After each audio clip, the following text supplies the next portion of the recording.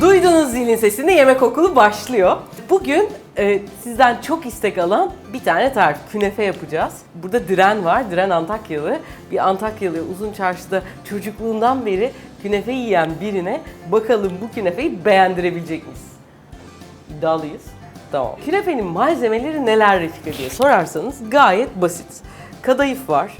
Kadayıf kendisi çiğ kadayıf, bakın böyle. Yani çiğ dediğim ilk tavadan çıkmış hali. Eğer kadayıfın nasıl yapıldığını merak ediyorsanız videomuz var. Kadayıfın anatomisi sanırım. Oradan izleyebilirsiniz. Kadayıfım var, dil peynirim var, birazcık tereyağım, biraz kaymağım var, şekerim var, bir tane limonum var, biraz suyum var ve boziç yani Antep fıstığının biraz daha böyle yeşil zeytin, hani nasıl tam siyah zeytin olmadan toplanıyor. Aynen öyle biraz daha erken toplanmış ve o halde olan içi böyle yemyeşil fıstığım var. Ben şimdi kaymak bulamam derseniz tereyağıyla yapabilirsiniz. Boziçi bulamam derseniz de normal Antep fıstığıyla yapabilirsiniz ama bunların hepsini bulursanız gerçekten Antakya ile yarışacak bir künefeniz olabilir. Şimdi önce neyle başlıyoruz? Şerbet. Künefenin o son dakika üzerine dökülen şerbeti, mantığı şudur. Yaptığınız tatlı sıcaksa şerbetin soğuk olması lazım. O yüzden önce şerbeti yapacağız ve soğutmaya edeceğiz. 6 çorba kaşığı su. Şöyle 1, 2, 6 çorba kaşığı da şeker kullanacağız. Şimdi burada önemli olan şu, altını yaktım ama kısa alıyorum. Şekerin şerbet kaynamadan tamamen erimesi lazım. Neden Reşika derseniz, eğer şerbet kaynamaya başladığında hala böyle birkaç parça şeker kalmışsa, onlar bilin ki bu şerbet soğuduğunda çıtır çıtır tekrar ağzınıza gelecektir. O yüzden hatta hemen böyle ateşin üstüne gelmeden birazcık böyle karıştırarak şekeri eritiyorum. Evet, şeker güzelce eridi.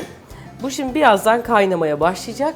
Kaynamaya başladıktan sonra çok uzun değil, 1,5 dakika sonra altını kapatıp birkaç damla limon koyduğunda şerbet hazır olacak. Onu soğumaya alacağız. Gelelim şimdi asıl künefenin yapımına. Uzun çarşıda, Antep'te böyle kadayıf istediğinizde hemen taze taze o güzel bakır sacın, hemen videosunu da koyabiliriz şimdi. O bakır sacın üzerinden hop alıyorlar, sizin mutfağınıza geliyor. Bizim tabii şehir insanları olarak böyle bir lüksümüz yok. Dolayısıyla bu kadayıf garibim birazcık kuruyor, daha sert, birazcık daha kalın oluyor. Bunlarla yarışabilmek için farklı bir numara yapmak gerekiyor. Normalde künefe yaparken tereyağı kullanıyoruz, yani tereyağıyla kadayıfı ovuşturuyoruz. Ama ben onun yerine birazcık malzemeden kaçınmadan bunu kaymakla yapacağım. Kaymağın sütü o kadayıfa böyle bir tazelik, bir böyle başka bir kremamsı bir lezzet katacak. Kadayıfı şöyle pişireceğim tavaya kaymağımı koydum. Burada kabaca eritiyorum. Çok fazla böyle cılk eritmeyeceğim, kabaca eriteceğim. Bu arada sahip çıkmamız gereken değerlerden bir tanesi de bu kaymak. Ben mesela Afyon'a kaymak üreticilerine gitmiştim, bir BBC yabancı bir kanalla. Yani çok çok güzel, dünyanın en gastronomik olarak önemli lezzetlerinden bir tanesi aslında kaymak. Daha sık kullanmamız gerekiyor. Siz de eğer çok alışık değilseniz ne olur, hayatınıza böyle tatlı tatlı sokun.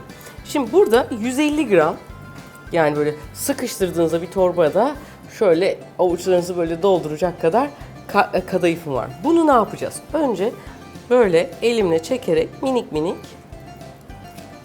parçalar yapıyorum. Evet, kadayıflar bayağı oldu. Şerbetim de oldu. Onu böyle 8-10 damla kadar limonunu sıkıyorum. Şöyle karıştırıp soğumaya kenara koyuyorum. Şimdi tavanın ısısıyla kaymağım da böyle iyice yumuşadı. Bunu döküyorum. Tabii bu güzellikler tavada kalmasın diye ne yapıyoruz? Kazan dibi böyle sıyırarak hepsini tavaya alıyorum. Şimdi burada önemli olan elinizle ovuştura ovuştura bu lezzetli kaymağı bütün kadayıfa yedirmek. Bu arada size bir itirafta bulunayım. Yaşlandığımda bana kadayıf teyze demelerini istiyorum. Yani eğer bu kadayıfı 7-8 yıl evvel ilk başladığımda ne kadayıftan mantı mı falan diye böyle icatlar çıkarma diye böyle bakan insanlar bugün böyle farkındaysanız her türlü enteresan tarifte kadayıf kullanılır oldu. Burada emeğin bol olduğunu düşünüyorum. Daha nice yapılacak bu güzellikle tarifler var. Arada böyle altta kurular var. Muhakkak elinize yoklayın. Böyle elinizin yağıyla da böyle hafif de şey yaparak çok böyle bastırıp ya böyle yapıştırmamak da önemli. Tanelerin etrafına o kaymağın lezzetinden ve yağından nasibini alması lazım. Mühim olan o. Normalde tereyağıyla bundan daha bile yoğun tereyağı alıyorlar ama kaymağın lezzeti ve şeyse o bizim istediğimiz kıvamı yapacak. Şu an hepsi nasibini aldı. Gayet güzel. Artık pişirmeye başlayabiliriz. Ocağımın altını yakıyorum. Dedemin deyimiyle tavanın G'sini yağlayacağız. Şöyle. Burada bakır olunca, bu bakır, bakır olunca lezzeti daha güzel oluyor. Benim çok eski bir tavamdı, çok severim. İçini dışını kalaylattığımız bir tava. Her seferinde künefe yaparken heyecanlanıyorum burada. Kim bilir kaçıncı künefe ama o heyecanı yaşatıyor insanı. Şimdi bu böyle çok düşük ısıda künefe için ayırdığım şeyin yarısını, becerebilirsem yarısını tabanına koyuyorum.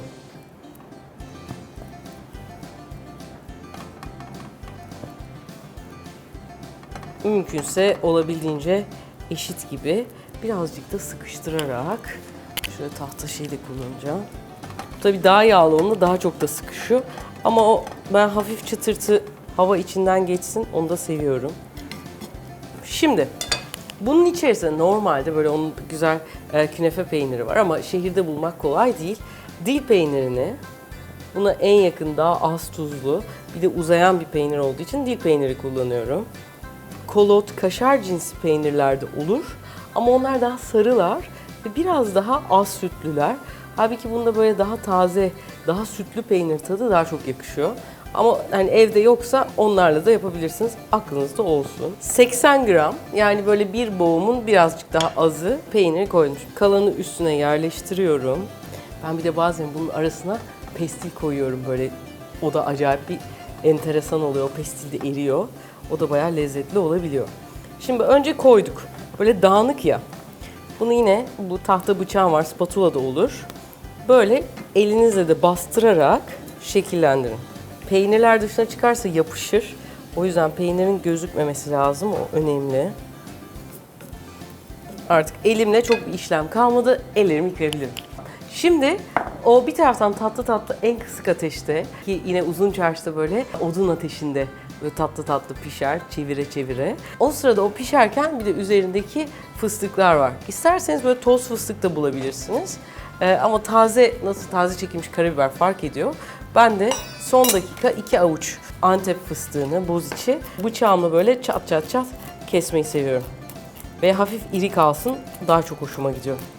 Siz tabii bunu önceden yapın çünkü tam olurken aman altı falan yanar. Sonra küfür yemeyelim. Bu bıçağı da aslında yine o uzun çarşıda şey vardır. Pöç tepsi kebabı. Orada böyle işte kıymayı güzelce zırhla çekerler. O zırhtan esinlenerek tasarlamıştık. Şimdi böyle ince kıyımlarda çok işe yarıyor.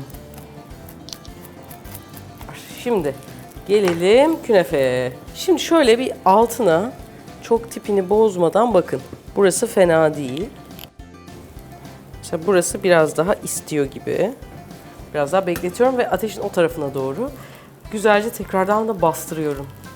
Önemli olan bir diğer şey de bunu çevireceğimiz kapak. Şimdi kapağın şöyle bir özelliği olmalı. Normalde bazı kapaklar yivlidir yani böyle dışarı doğru bir çıkıntısı vardır. Muhakkak evde bir tane tencerenin öyle olmayan kapağı vardır, onu seçin. Bu da ne olacak? Çevirdiğimde hop diye rahat kaydırmamı sağlayacak. Bir tek artık bakır olduğu için birazcık sıcak. Kopuyor, kapatıyorum. 1, 2, 3 hop böyle çevirdim. Güzelce oldu. Şöyle çok azıcık tereyağı koyuyorum. Hop diye yerleştiriyorum. Evet şu an mutfakta yavaş böyle kımıldanmalar an itibariyle başlamıştır. Ocakta ben böyle çeviremem, yapamam derseniz bu künefe kaplarıyla aynı mantıkla fırına da koyabilirsiniz. Ama bunun bu tatlı tatlı ateşte pişmesi gibi olmuyor değil mi? Biz normalde mangaldan sonra böyle o Ah. kısık şeyde kömürde yaparız falan. Kahve içerken o pişer böyle. Biz de işte kısık ateşte kaç dakika, 12-13 dakika oldu. O zamandan beri tatlı tatlı yapıyoruz. Bu tarafı daha hızlı pişecek. 1-2 dakikaya artık olmuş olur. Şimdi içindeki peynir güzelce eriyor. O en dış çok çıtır, iç biraz daha az çıtır kadayıflar kendilerini buluyorlar. Şimdi artık güzelce oldu ve o önemli ana geldik. O da nedir? Şerbetin dökülmesi. Altını kapatıyorum. Hala sıcağı üstünde. Artık şerbeti dökebilirim.